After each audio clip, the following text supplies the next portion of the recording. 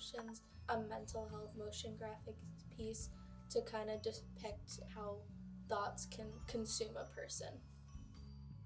My dolls, my piece titled Herptiles of Art School. They're amphibians and reptiles, and it's just super playful, and I'm really excited to see how people interact. One called Follow the Light. It's a painting. It's kind of like a culmination of a lot of ideas I've been working with, a lot of concepts, kind of like this hyper ego in a way. Follow the light, it's kind of like this religious thing, you know, when you die you follow the light, but then it's like just a bunch of Paul Swiklas, like that's kind of egotistical, but it's also a little embarrassing. I think it's funny. I think it gives the viewer something to think about. Of my self-portrait series. I spent a lot of time on it, and it took almost 3/4 of a year. So a lot of time and effort went into it. They came out the way that I wanted to, and I think they really convey what they needed to as well. That I made, it's like the other black light piece. In fact, it's so challenging that as I'm speaking to you now, I'm still going back and working on it. I want to get it like as close to perfect as I can. It's a project that spanned 2 semesters, countless revisions. I'm ready for the challenge. Excited to see what I can learn. The most challenging piece has to be my demo reel.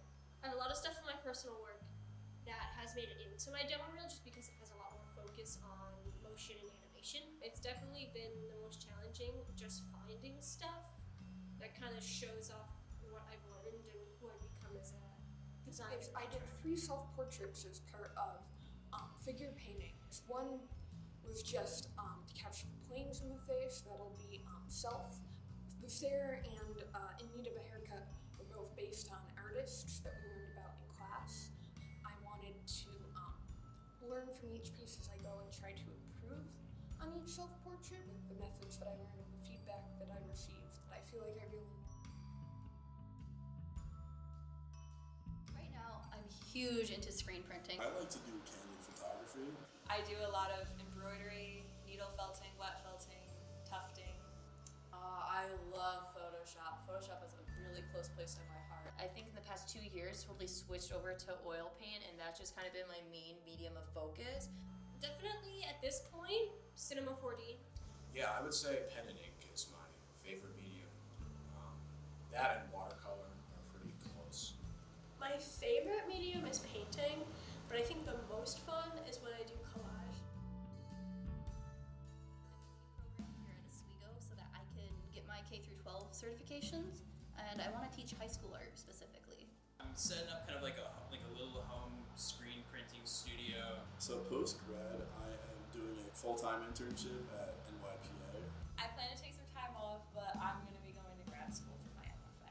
So I'm going to get my MFA in studio art. I'm currently applying for graduate school to get my master's in art education. I genuinely really want to be a professor, and I'm really excited because I think I'll be good at it. To be a mega superstar artist, you know, Warholian, you know. If I could wake up tomorrow morning and have a job where I can just create characters and do concept work for the rest of my life, I'd be set. Dream job is definitely to be an art teacher. My dream job would probably be to teach elementary art. I think what matters to me more is having a job that positively contributes to the world.